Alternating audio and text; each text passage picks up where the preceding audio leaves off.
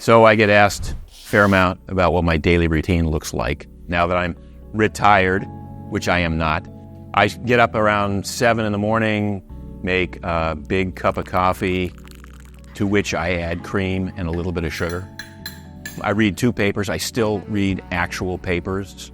I read the New York Times and the Wall Street Journal. I want to get both sides of whatever opinion is happening in the world. I spend about 40 minutes a day now doing puzzles. That's kind of my hobby. So I will do the crossword puzzle, Sudokus, Can-Cans, Wordle, Quirtle, Set a Quirtle. New York Times has an online series of puzzles now. There's one called Connections. I do the spelling bee. I try to finish with a genius title every day. So that I give myself about 40 minutes to do that. And that's kind of my morning brain workout, if you will.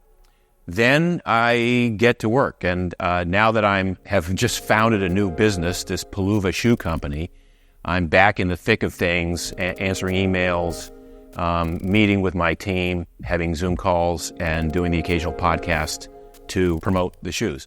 Around 10:30 or 11, I'll break and I'll go do a workout. Many days this is just going to the gym and doing a weight routine in the gym. Other days, put on a weight vest and go for a long walk.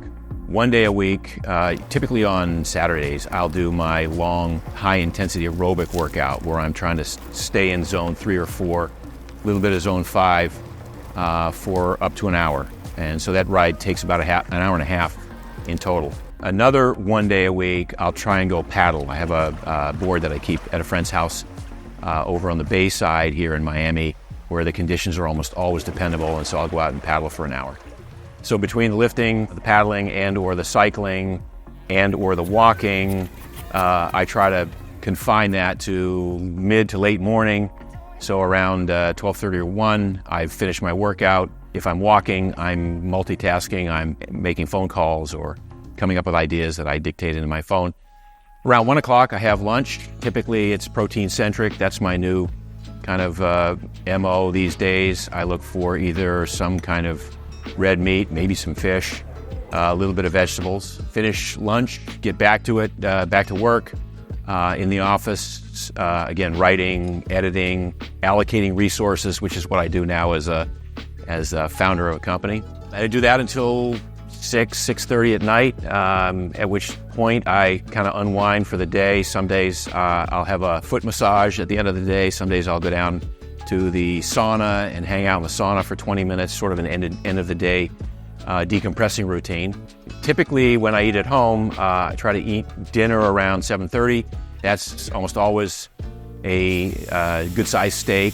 I prefer either a New York cut or a prime sort of ribeye, kind of prime rib situation.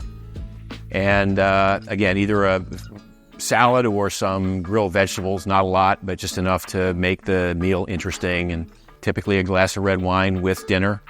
I know that's controversial, but I'm going to stick to it. It's one of my little pleasures in life. I have a lot of pleasures in life. What am I talking about? But it's one of those things that I do that makes a meal complete for me. A steak, a glass of wine, and some vegetables.